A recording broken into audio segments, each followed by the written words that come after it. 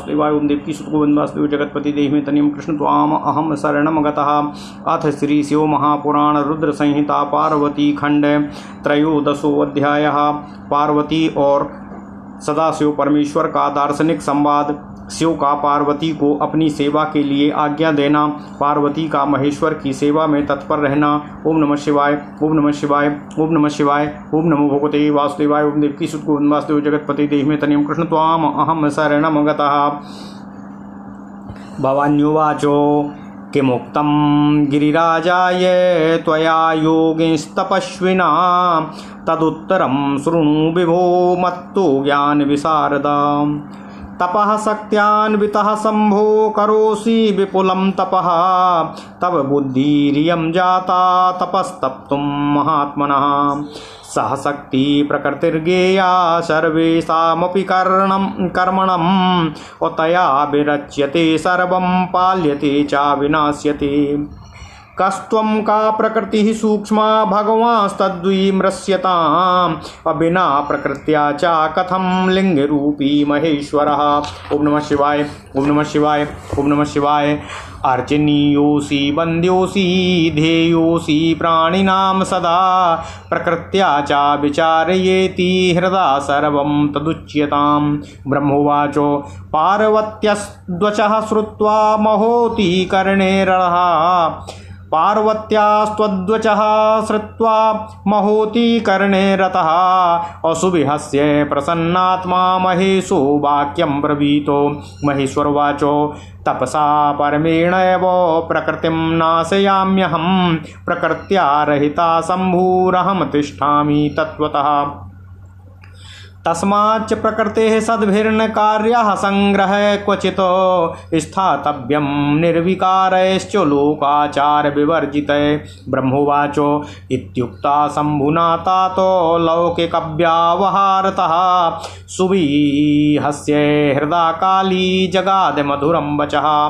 कल्युवाचो यदुक्तं भवता योगिन् वचनं शङ्करं प्रभो सा च किं प्रकृतिर्नो स्यादति तांस्ताम अभवान् कथम्। ओम नमः शिवाय। एतद्विचार्य वक्तव्यं तत्त्वतो हि यथा तथं प्रकृत्या सर्वमेतच्च बद्धमस्ति निरन्तरम्।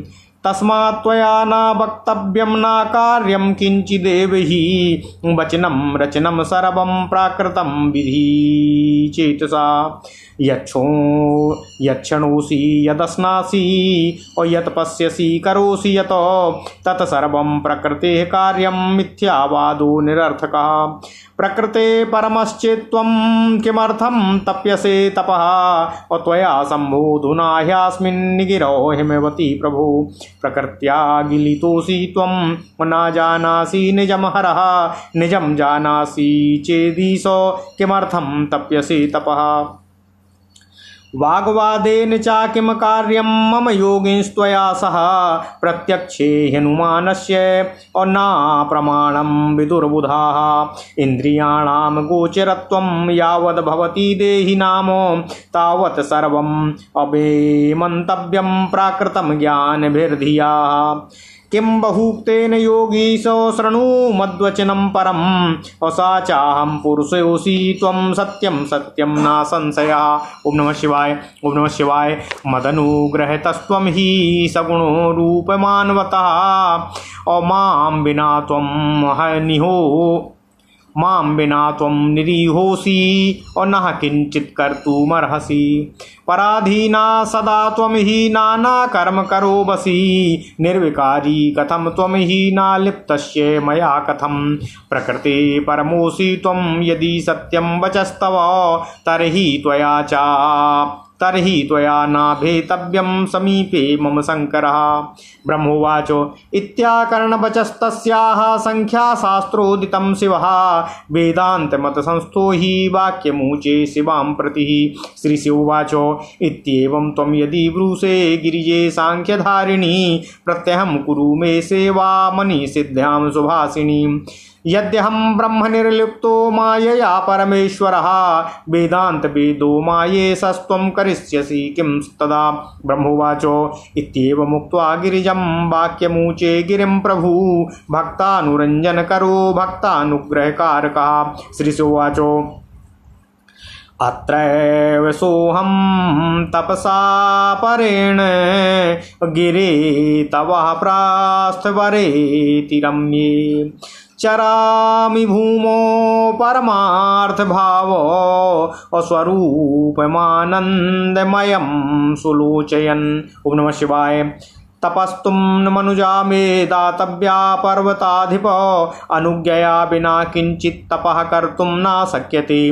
ब्रह्मोवाचो एतत् श्रुत्वा वचस्तस्य देवदेवस्य शूलिनः प्रणम्य हिमवान् शम्भुमिदं वचनं ब्रवीतो।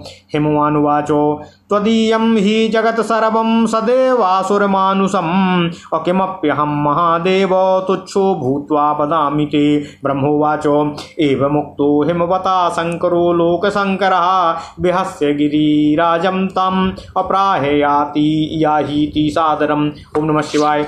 ओम नमः शिवाय। ओम नमः शिवाय। ओम नमो भगवते वासुदेवाय। ओम देवकी सुत गोविंद वासुदेव जगत्पति देहि मे तनियं कृष्ण त्वाम अहं शरणं गता। शंकरेणाभ्यनुज्ञातः स्वाग्रहं हिमवान्ययो सार्धं गिरिजया वयसा प्रत्यहं दर्शने स्थितः। पित्रा विनापि सा काली सखीभ्यां सह नित्यसः जगाम शंकराभ्यासं सेवाये भक्ति तत्परा। निशीसेधो नाताम कोपी गणो नंदीश्वरादिकः अमहेशासनात्तातो तच्छासनकरः शुचि। सांख्य वेदांत मतयो शिवयोः शिविदः सदा संवादः सुखकृच्चोक्तो भिन्नयो सुविचारतः। गिरिराजस्य वचनात् नयाम तस्य शंकरः पार्श्वे समीपे जग्राहे गौरवादपि गोपरः। उवाचेदं वचः कालीं सखीभ्यां सहस गोपति नित्यं मां सेवितां यातु निर्भीता ह्यत्र तिष्ठतु।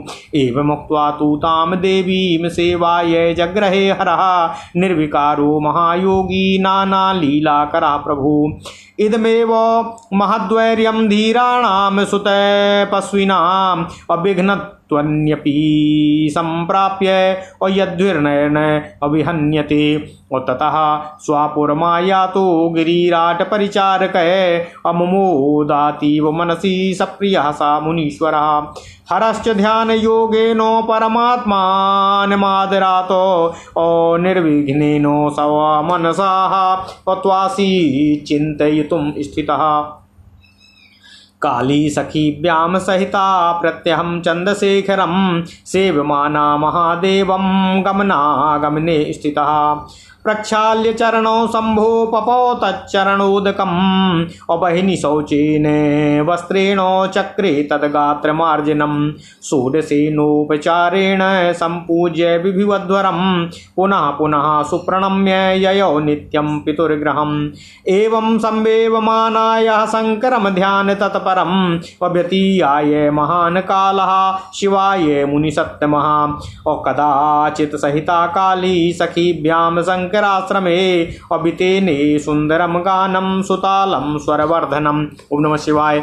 कदाचित् कुशपुष्पाणि समिधं नयति स्वयं सखीभ्यां स्थान संस्कारं कुर्वती न्यवसत्तदाः। कदाचिन्नियता गेहे स्थिता चंद्रभृतो भृशम् अवीक्षन्ति विस्मयामासो सकामा चंद्रशेखरम्। ततस्तप्तेन भूते संस्था निसंगा परिस्थिताम् अशोचिन्तयत्तदा वीक्ष्य भूतदेहे स्थिते सिचा। नाग्रहीद गिरिशः काली भार्यार्थे निकटे स्थिताम् अमहालावण्य निचयाम मुनीनामपि मोहिनीमो। महादेवा पुनर्दृष्ट्वा तथा ताम संयतेन्द्रियामो अस्वसेवने रताम नित्यं सदयः समचिन्तयतो। यदैवैसा तपश्चर्या व्रतं काली करिष्यति तदा च तां ग्रहीष्यामि गर्भबीजो विवर्जितामो। ब्रह्मो भवान्योवाचो इति संचित्य भूतेषु द्रुतं ध्यान समाश्रितः महायोगीश्वरो भूद्वय महालीलाकरः प्रभु ध्यानसक्तस्य तस्याथो शिवस्य परमात्मनः हृदि नासीन मुने काचिदन्या चिन्तां व्यवस्थिता काली त्वदनुदिनं शम्भुम् असद्भक्त्या समवेशतो अभिचिन्तयन्ति सततं तस्य रूपं महात्मनः अहरो ध्यानपरः कालीं नित्यं परेक्षत सुस्थिताम् विस्मृत्य पूर्वचिन्तां ताम् अपश्यन्नपि नापश्यति एतस्मिन्नन्तरे देवाः असक्राद्या मुनयश्च ते ब्रह्माज्ञया स्मरं तत्र प्रेषयामासुरादरातो उक्तेन कारयितुं योगं काल्या रुद्रेण कामतः महावीर्येण सुरेण तारकेण प्रपीडितः गत्वा तत्र स्मरः सर्वमुपायं करोन्निजम् अचक्षुभेनाहरः किञ्चितं चाभास्मि चकारः पार्वत्यापि विगर्वान् भून्मुने तस्य निदेशतः तपस्तपो महाकृत्वा शिवं प्राप पतिं सती। ओम नमः शिवाय, ओम नमः शिवाय, ओम नमः शिवाय। बभूव तुस्तौ सुप्रीतो पार्वती परमेश्वरो अचक्रतुर्देव कार्यं हि परोपकरणे रतौ। ओम नमः शिवाय, ओम नमः शिवाय, ओम नमः शिवाय। ओम नमो भगवते वासुदेवाय। ओम देवकी सुत गोविंद वासुदेव जगतपति देहि में तनियम कृष्ण त्वाम अहम शरणं गतः। ओम नमः शिवाय, ओम नमः शिवाय, ओम नमः शिवाय, ओम नमः शिवाय। ओम नमो भगवते वासुदेवाय। ओम देवकी सुत गोविंद वासुदेव जगतपति देहि में तनियम कृष्ण त्वाम अहम शरणं गतः। अथ श्री शिव महापुराण रुद्र संहिता पार्वती खंड 13वां अध्याय पार्वती और परमेश्वर शिव का दार्शनिक संवाद। शिव का के लिए आज्ञा देना। पार्वती ओम नमः शिवाय, ओम नमः शिवाय, ओम नमः शिवाय। ओम नमो भगवते वासुदेवाय। ओम देवकी सुत ओम नमः शिवाय, ओम नमः शिवाय, ओम नमः शिवाय। भवान्योवाचो विमुक्तं गिरिराजाय त्वया योगिस्तपस्विना तदुत्तरं शृणु विभो मत्तो ज्ञान विशारदः। भवानी बोली, भगवान शिव से देवी पार्वती जी बोली, हे योगिन, आपने तपस्वी होकर भी मेरे पिता से यह क्या कह दिया। हे ज्ञान विशारद, इसका उत्तर मुझसे सुनिए। हे शंभो, आप तप की शक्ति से संपन्न होकर भी महातपस्या कर रहे हैं और उसी महाशक्ति की ही प्रेरणा से तपस्या करने के लिए आप महात्मा को ऐसी बुद्धि प्राप्त हुई है। सभी कर्मों को करने वाली उस शक्ति को ही प्रकृति जानना चाहिए। उसी के द्वारा सबकी सृष्टि, पालन और संहार होता है। अतः हे भगवान, आप कौन हैं और सूक्ष्म प्रकृति क्या है, इसका आप विचार कीजिए। प्रकृति के बिना लिंग रूपी महेश्वर किस प्रकार रह सकते हैं। ओम नमः शिवाय, ओम नमः शिवाय, ओम नमः शिवाय। आप प्रकृति के ही कारण सदा प्राणियों के लिए अर्चनीय, वंदनीय और चिंतनीय हैं। इस बात को हृदय से विचार कर ही आप वह सब कहिए। ओम नमः शिवाय। ब्रह्मा जी बोले, हे नारद, पार्वती जी के उस वचन को सुनकर महती लीला करने में रत रहने वाले प्रसन्न चित्त महेश्वर हंसकर उनसे इस प्रकार कहने लगे। महेश्वर बोले, मैं उत्तम तपस्या द्वारा ही प्रकृति का नाश करता हूँ और वस्तुतः प्रकृति से रहित होकर ही शंभु के रूप में स्थित रहता हूँ। अतः सत्पुरुषों को कभी भी प्रकृति का संग्रह नहीं करना चाहिए और लोकाचार से दूर तथा विकार रहित रहना चाहिए। ब्रह्मा जी बोले, हे नारद, जब शंभु ने लौकिक व्यवहार के अनुसार यह बात कही, तब काली पार्वती मन ही मन हंसकर यह मधुर वचन उनसे कहने लगीं। देवी काली बोली, हे योगी, हे शंकर, हे प्रभु, आपने जो बात कही है क्या वह प्रकृति नहीं है? आप उससे परे कैसे हैं? इन सबका तात्विक दृष्टि से ठीक ठीक विचार करके ही आपको बोलना चाहिए। यह सब कुछ सदा प्रकृति से ही बंधा हुआ है, इसलिए आपको ना तो बोलना चाहिए और ना कुछ करना ही चाहिए, क्योंकि कहना, करना, बोलना और आचरण करना यह सब प्रकृति का ही व्यवहार है। ऐसा अपनी बुद्धि से समझने की कृपा कीजिए। आप जो कुछ सुनते हैं, जो कुछ खाते हैं, जो कुछ देखते हैं और जो कुछ करते हैं, वह सब प्रकृति का ही कार्य है। इसे मिथ्या कह देना निरर्थक है। हे प्रभु, हे शंभु, यदि आप प्रकृति से परे हैं तो इस समय इस हिमवान पर्वत पर आप तपस्या किस लिए कर रहे हैं? हे हर, प्रकृति ने आपको निगल लिया है, अतः आप अपने को ही नहीं जान पा रहे हैं। हे ईश, यदि आप अपने को जानते तो किस लिए तप करते। ओम नमः शिवाय। हे योगी, मुझे आपके साथ वाद विवाद करने की क्या आवश्यकता है। विद्वान पुरुष प्रत्यक्ष प्रमाण उपलब्ध होने पर अनुमान को प्रमाण नहीं मानते। जो कुछ प्राणियों की इंद्रियों का विषय होता है वह सब ज्ञानी पुरुषों को बुद्धि से विचार कर प्रकृति ही मानना चाहिए। हे योगीश, बहुत कहने से क्या लाभ, मेरी उत्तम बात सुनिए। मैं वह प्रकृति हूँ और आप वह पुरुष हैं। यह सत्य है, यह सत्य है, इसमें संदेह नहीं है। ओम नमः शिवाय। मेरे अनुग्रह से ही आप सगुण और साकार माने गए हैं। मेरे बिना आप निरीह हैं और कुछ भी करने में समर्थ नहीं हैं। आप जितेंद्रिय होने पर भी प्रकृति के अधीन हो नाना प्रकार के कर्म करते हैं, तब आप फिर निर्विकार कैसे हुए और मुझसे लिप्त कैसे नहीं हुए। हे शंकर, यदि आप प्रकृति से परे हैं और यदि आपका वचन सत्य है तो मेरे समीप रहने पर भी आपको डरना नहीं चाहिए। मुझसे निर्लिप्त रहते हुए आपको कोई भय नहीं होना चाहिए।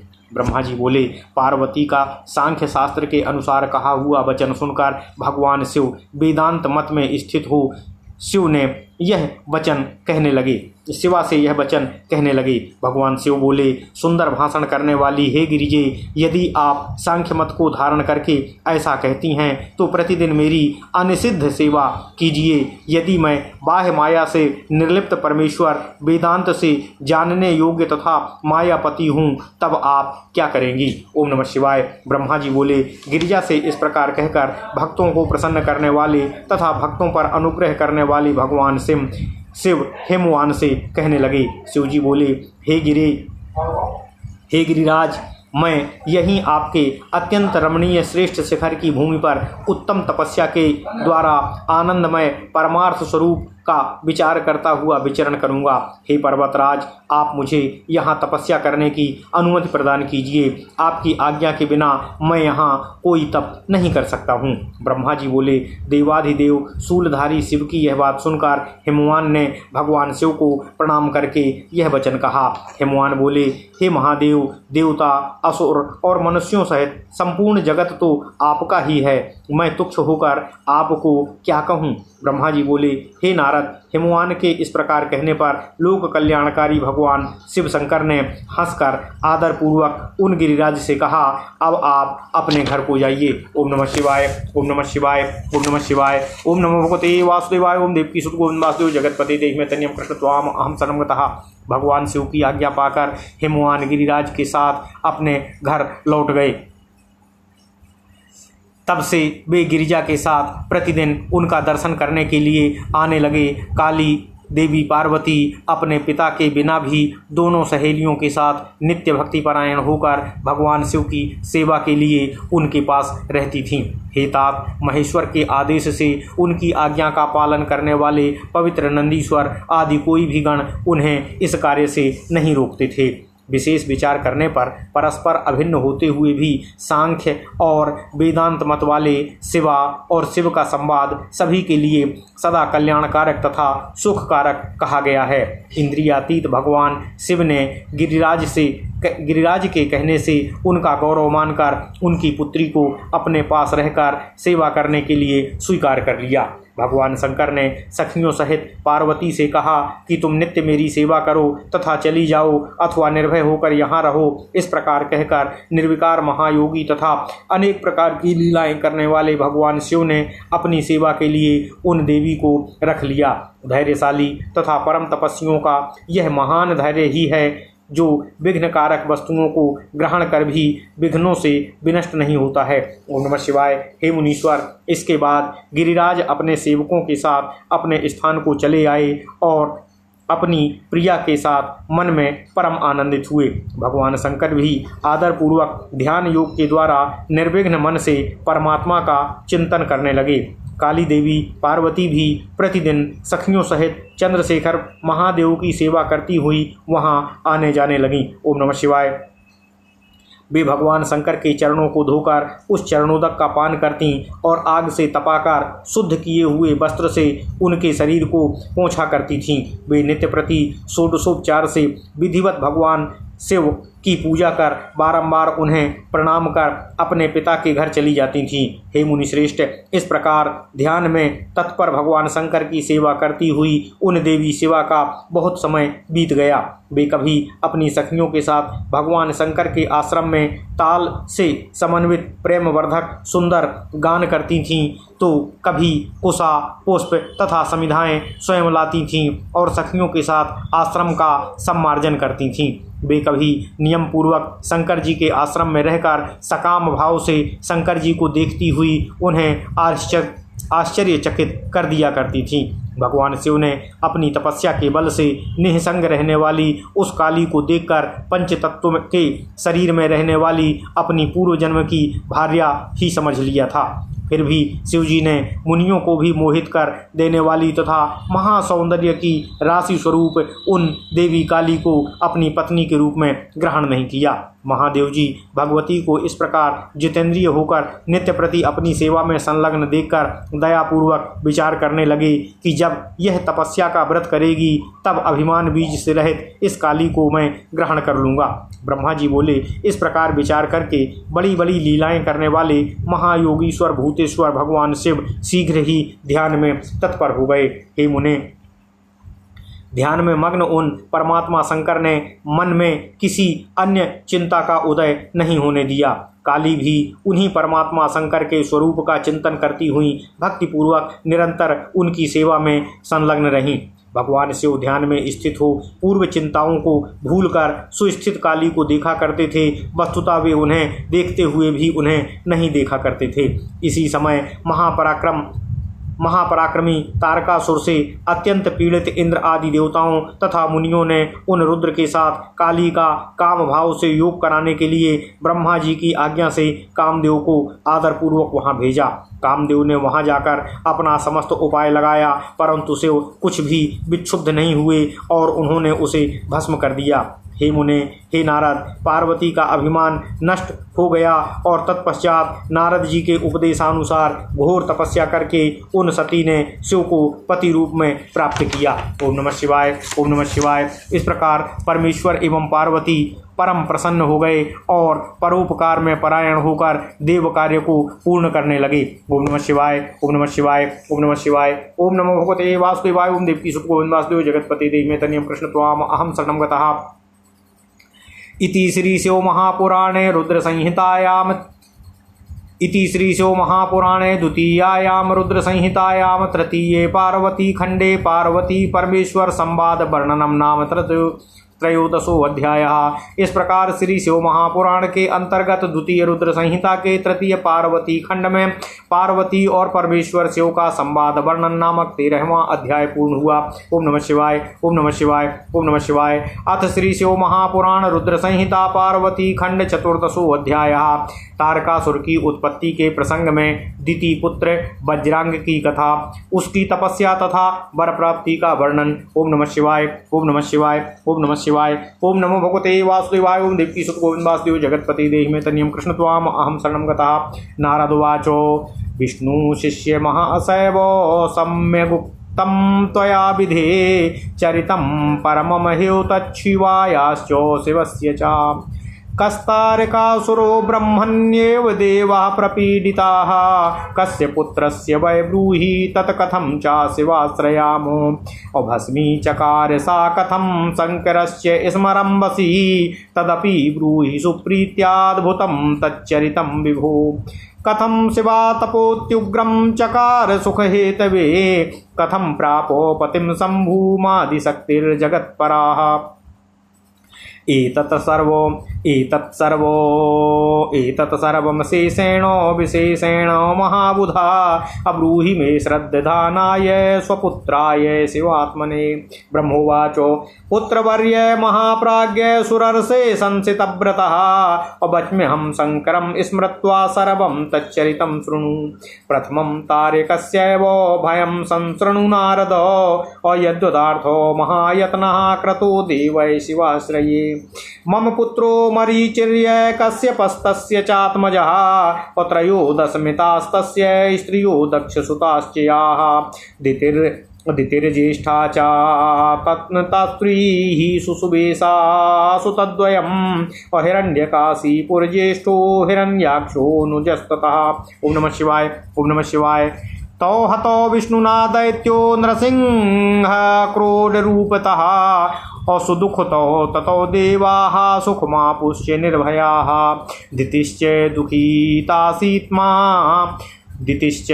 दुःखितासीत् सा कश्यपं शरणं गतः पुनः संसेव्यतं भक्त्या गर्भमादत्तो सुब्रता।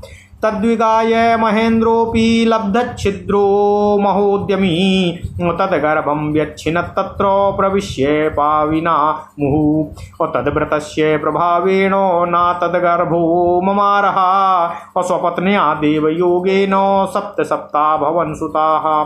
देवा आसन्नसुतास्ते च नाम तो मरुतोऽखिलः स्वर्गं ययुस्तदेन्द्रेण देवराजात्मसात् कृताः। पुनरदिति पतिं भेजोऽनुताप्ता निजकर्मतः चकार सुप्रसन्नं तं मुनिं परं सेवया। कश्यपवाचो तपः कुरु शुचिर्भूत्वा ब्राह्मणश्चायुतं समाः अचेद् भविष्यति तत्पूर्वं भविता ते सुतस्तदा। तथादित्या कृतं पूर्णं तत्तपः श्रद्धया मुने ततः पत्युः प्राप्य गर्भं सुसुवे तादृशं सुतं।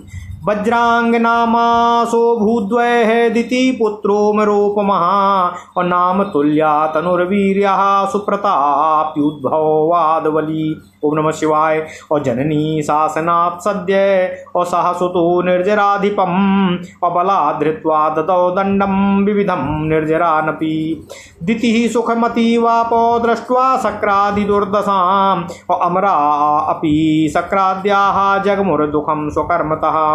तदाहं कश्यपेनासु तत्रागत्य सुसामगीः और देवा न त्याजयंस्तस्माद् सदा देवो हिते रतः। देवान् मुक्त्वा सा वज्रांगस्ततः प्रोवाच सादरम् और शिव भक्तोति शुद्धात्मा निर्विकारः प्रसन्नधि। ओम नमः शिवाय। ओम नमः शिवाय। वज्रांग उवाचो इंद्रो दुष्टः प्रजाघाती मातुर्मे स्वार्थ साधकः और सह फलं प्राप्तवानद्य स्वराज्यं हि करोति सः। मातुराज्ञावसादः ब्रह्मन् कृतमे तन्मयाखिलम् और नामे भोगाभिलाषे वै कस्यच्युद्भुनस्य हि और तत्वसारं विधे ब्रूहि मह्यं वेद विदाम्बर और ये निश्याम सुमुखी नित्यं निर्विकारः प्रसन्नधीः। तच्छ्रुत्वाहं मुने वोचं सात्विको भाव उच्यते और इत्वसारो इति प्रीत्या असृजाम्येकां वरां स्त्रियां वरांगी नाम ताम दत्त्वा तस्मै दिति सुताय वै अयाम स्वाधाम सुप्रीतः कश्यपस्तत्परीतापि च। ओम नमः शिवाय। ततो दैत्यासा वज्रांगः सात्विकं भावमाश्रितः आसुरं भावमुत्सृज्य निर्वैरः मुखमाप्नुवातो न बभूव वरांग्यां हि हृदि भावोऽथ सात्विकः सकामा स्वापतिं भेजे श्रद्धया विविधं सति। और अथ तत्सेवनादासु सन्तुष्टो भून् महाप्रभु और सह वज्रांगः पतिस्तस्या उवाचो वचनं तदा। वज्रांग उवाचो किमिच्छसि प्रिये ब्रूहि किं ते मनसि वर्तते और तच्छ्रुत्वा नम्य तं प्राह सा पतिं स्वमनोरथं। वरांग्युवाचो अचेत प्रसन्नो भवत्वं वै सुतं मे देहि सत्पते महाबलं त्रिलोकस्य तेजारं हरिदुःखितम्। और ब्रह्मोवाचो इति श्रुत्वा प्रिया वाक्यं विस्मितो भूत्स आकुलः उवाच हृदि सा ज्ञानी सात्विको वैरवर्जितः। ओम नमः शिवाय। ओम नमः शिवाय। प्रियेच्छति विरोधम वै सुरैर्मे नाहि रोचते और किम कुर्याहि क्वा गच्छेयं कथं नश्येन्न मे पणः। और प्रिया मनोरथश्चैव पूर्णः स्यात् त्रिजगद् भवेत् और क्लेशयुङ्गो नितरां भूयो देवास्य मुनयस्तथा। न पूर्णः स्यात् प्रिया कामस्तदा मे नरको भवेत् और द्विधापि धर्महानिर्वैः भवतीत्यानु तनु शुश्रुवानो वज्रांगो इत्थं बभ्रामो सा पुने धर्म संकटे अबलाबलं द्वयोस्तत्र विचिचिन्तो न बलाबलं द्वयोस्तत्र विचिचिन्त च बुद्धितः। ओम नमः शिवाय।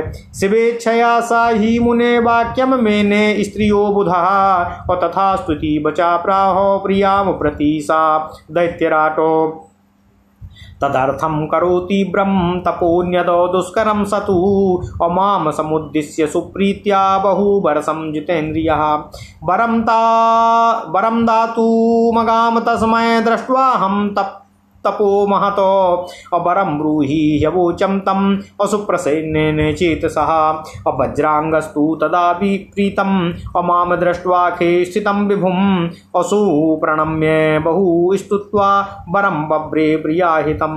वज्रांगुवाचो सुतं देहि स्वमातुर्मे महाहितकरं प्रभो महाबलं सुप्रतापं सुसमर्थं तपोनिधं। ब्रह्मोवाचो इत्याकर्ण्य च तद्वाक्यं तथा ब्रवं मुने अयाम स्वधाम तत्त्वद्वा विमनाः संस्मरन् शिवम्। ओम नमः शिवाय। ओम नमः शिवाय। ओम नमः शिवाय। ओम नमो भगवते वासुदेवाय। ओम देवकी सुत गोविंद वासुदेव जगतपति देहि तनियम कृष्ण त्वाम अहम शरणं गतः। अथ श्री शिव महापुराण रुद्र संहिता पार्वती खंड 14वां अध्याय तारकासुर की उत्पत्ति के प्रसंग में दिति पुत्र वज्रांग की कथा, उसकी तपस्या तथा वर प्राप्ति का वर्णन। ओम नमः शिवाय। ओम नमः शिवाय। ओम नमः शिवाय। नारद जी ब्रह्मा जी से निवेदन करते हुए बोले, हे विष्णु शिष्य, हे महाशैव, हे विधे, आपने यह शिवा एवं शिव जी के परम पवित्र चरित्र का अच्छी तरह से वर्णन किया है। हे ब्रह्मन, तारकासुर कौन था जिसने देवताओं को दुखित किया? वह किसका पुत्र था? शिव जी से संबंधित उस कथा को आप मुझसे कहने की कृपा कीजिए। हे जितेंद्रिय, भगवान शिव ने किस प्रकार कामदेव को भस्म किया? भगवान शंकर के इस अद्भुत चरित्र का भी प्रसन्नतापूर्वक वर्णन करने की कृपा कीजिए। जगत से परे आदिशक्ति पार्वती ने किस प्रकार अत्यंत कठोर तप किया और अपने सुख के लिए उन्होंने भगवान शिव को किस प्रकार से पति रूप में प्राप्त किया? हे महाज्ञानी, आप मुझ श्रद्धावान तथा शिव भक्त अपने पुत्र से यह संपूर्ण चरित्र विशेष रूप से कहने की कृपा कीजिए। ब्रह्मा जी बोले, हे नारद, हे पुत्रवर्य, हे महाप्राज्ञ, हे सुरर्षे, हे प्रशंसनीय व्रत वाले, मैं भगवान शंकर का स्मरण कर उनके संपूर्ण चरित्र का वर्णन कर रहा हूँ, उसको सुने। हे नारद, सबसे पहले आप तारकासुर की उत्पत्ति को सुने, जिसके वध के लिए देवताओं ने शिव का आश्रय लेकर बड़ा यत्न किया था। मेरे पुत्र जो मरीचि थे, उनके पुत्र कश्यप हुए। उनकी 13 स्त्रियां थीं जो दक्ष की कन्याएं थीं। उनकी सबसे बड़ी पत्नी दिति थी। उसके 2 पुत्र हुए। उनमें हिरण्यकशिपु ज्येष्ठ तथा हिरण्याक्ष छोटा था। ओम नमः शिवाय। भगवान विष्णु ने नृसिंह तथा वाराह रूप धारण कर अत्यंत दुख देने वाले उन दोनों का वध कर दिया था। इसके बाद देवगण निर्भय और सुखी रहने लगे थे। इससे दिति दुखी हुई और कश्यप की शरण में गई। उस पतिव्रता ने उनकी सेवा कर भक्तिपूर्वक पुनः गर्भ धारण किया। यह जानकर महान परिश्रमी देवराज इंद्र ने अवसर पाकर उसके गर्भ में प्रविष्ट होकर वज्र से उसके गर्भ के टुकड़े टुकड़े कर दिए, किंतु उसके व्रत के प्रभाव से उसका गर्भ भस्म नहीं हुआ और दैवयोग से सोती हुई उसके गर्भ से 49 पुत्र मरुदगण के रूप में उत्पन्न हुए। वे सभी पुत्र मरुत नाम के देवता हुए और स्वर्ग को चले गए। देवराज ने उन्हें अपना लिया। तब दिति अपने कर्म से अनुतप्त हो उनकी सेवा करने लगी और उसने महान सेवा से उन मुनि को प्रसन्न कर लिया। कश्यप बोले, हे भद्रे, यदि तुम पवित्र होकर ब्रह्मा के 10,000 वर्ष पर्यंत तक तपस्या करो तो तुम्हारे गर्भ से पुनः महापराक्रमी पुत्र का जन्म हो सकता है। हे मुने, दिति ने श्रद्धा के साथ जब तपस्या पूरी की तब अपने पति से गर्भ धारण कर वैसा ही पुत्र प्राप्त किया। दिति का वह पुत्र देवताओं के समान था। वह वज्रांग नाम से विख्यात हुआ। उसका शरीर नाम के अनुसार ही वज्र के समान था। वह जन्म से ही महाप्रतापी और बलवान था। उस पुत्र ने अपनी माता की आज्ञा से बलपूर्वक देवराज इंद्र तथा देवताओं को भी पकड़कर अनेक प्रकार का दंड दिया। इस प्रकार इंद्र आदि की दुर्दशा देखकर दिति बहुत प्रसन्न हुई तथा इंद्र आदि देवता अपने अपने कर्मफल के अनुसार बड़े दुखी हुए। ओम नमः शिवाय। तब देवताओं की सदा भलाई करने वाले मैंने कश्यप को साथ लेकर वहां पहुंचकर शांति की बात कहकर देवताओं को उस वज्रांग से छुड़वा दिया। इसके बाद शुद्धात्मा निर्विकार वह शिवभक्त वज्रांग देवताओं को मुक्त करके प्रसन्नचित होकर आदरपूर्वक कहने लगा, ओम नमः शिवाय, ओम नमः शिवाय, ओम नमः शिवाय, ओम नमः शिवाय। वज्रांग बोला, यह इंद्र बड़ा स्वार्थी और दुष्ट है। इसने ही मेरी माता की संतानों को नष्ट किया है। इसको अपने कर्म का फल मिल गया। अब यह अपना राज्य पालन करे। हे ब्राह्मण, यह सारा कार्य मैंने माता की आज्ञा से किया है। मुझे किसी भुवन के भोग की अभिलाषा नहीं है। हे वेद वेत्ताओं में श्रेष्ठ ब्राह्मण, आप मुझे वेद तत्व का सार समझाइए, जिससे मैं सदा परम सुखी, विकार रहित और प्रसन्नचित हो जाऊं। हे मुने, यह सुनकर मैंने उस वज्रांग से कहा, जो सात्विक भाव है वही तत्वसार है। मैंने तुम्हारे लिए प्रसन्नतापूर्वक एक सुंदर स्त्री का निर्माण किया है। उस वरांगी नाम वाली स्त्री को मैंने उस दिति पुत्र वज्रांग को प्रदान कर उसके पिता को अत्यंत प्रसन्न कर मैं अपने घर चला आया और कश्यप भी अपने स्थान को लौट गए। तब वह दैत्र वज्रांग सात्विक भाव से युक्त हो गया और राक्षसी भाव को छोड़कर वैर रहित हो सुख भोग करने लगा। किंतु वरांगी के हृदय में सात्विक भाव का उदय नहीं हुआ और वह सकाम होकर श्रद्धापूर्वक अपने पति की अनेक प्रकार से सेवा करने लगी। वरांगी का पति महाप्रभु वह वज्रांग उसकी सेवा से संतुष्ट हो गया और उससे कहने लगा। वज्रांग बोला, हे प्रिय, तुम क्या चाहती हो? तुम्हारे मन में क्या विचार है, मुझे बताओ। तब उसने विनम्र होकर अपने पति से अपना मनोरथ कहा। वरांगी बोली, हे सतपते, यदि आप मुझसे प्रसन्न हैं तो मुझे ऐसा पुत्र दीजिए जो महाबली हो, त्रिलोकी को जीतने वाला हो तथा इंद्र को दुख देने वाला हो। ब्रह्मा जी बोले, अपनी पत्नी का यह वचन सुनकर वह व्याकुल और आश्चर्यचकित हो गया। वैर रहित ज्ञानी एवं सात्विक वह वज्रांग अपने मन में सोचने लगा, ओम नमः शिवाय, मेरी प्रिया देवताओं से विरोध करना चाहती है, परंतु मुझे यह अच्छा नहीं लगता है। अब मैं क्या करूं, कहाँ जाऊं और कौन सा ऐसा उपाय करूं जिससे मेरी प्रतिज्ञा नष्ट ना हो। यदि प्रिया का मनोरथ पूर्ण होता है तो तीनों लोग कष्ट में पड़ जाएंगे तथा देवता और मुनि भी दुखी हो जाएंगे, परंतु यदि प्रिया का मनोरथ पूर्ण नहीं होता है तो मुझे नरक भोगना पड़ेगा। दोनों ही प्रकार से धर्म की हानि होगी, ऐसा मैंने धर्मशास्त्रों में सुना है। हे मुने, इस तरह धर्म संकट में पड़ा हुआ वह वज्रांग भ्रम में पड़ गया। वह अपनी बुद्धि से दोनों बातों को उचित अनुचित पक्ष पर विचार करने लगा। हे मुने, उस समय उस बुद्धिमान वज्रांग ने शिव की इच्छा से स्त्री की बात मान ली। उस दैत्यराज ने प्रिया से कहा, ठीक है, ऐसा ही होगा। इसके बाद उसने इस निमित्त जितेंद्रिय होकर मेरे उद्देश्य से बहुत वर्षों तक प्रीतिपूर्वक तप किया। तब उसका महातप देखकर उसे वर प्रदान करने के लिए मैं स्वयं वहां उपस्थित हुआ और प्रसन्नता से मैंने उससे वर मांगो ऐसा कहा। उस समय वज्रांग ने प्रसन्न हुए मुझ विभु ब्रह्मा को आकाश में स्थित देखकर प्रणाम करके नाना प्रकार की स्तुति कर प्रिया के लिए हितकारी वर मांगा। वज्रांग बोला, हे प्रभु, आप मुझे ऐसा पुत्र दीजिए जो अपनी माता का तथा मेरा परम हित करने वाला, महाबली, महाप्रतापी, सर्वसमर्थ और तपोनिधि हो। ब्रह्मा जी बोले, हे मुने, उसका यह वचन सुनकर मैंने तथास्तु कहा और इस प्रकार उसे वर देकर शिव का स्मरण करते हुए उदास होकर मैं अपने स्थान को वापस आ गया। ओम नमः शिवाय, ओम नमः शिवाय, ओम नमः शिवाय, ओम नमः शिवाय, ओम नमो भगवते वासुदेवाय, ओम देवकी सुत गोविंद वासुदेव जगतपति देवमेतनियं कृष्ण त्वाम अहम शरणं गतः।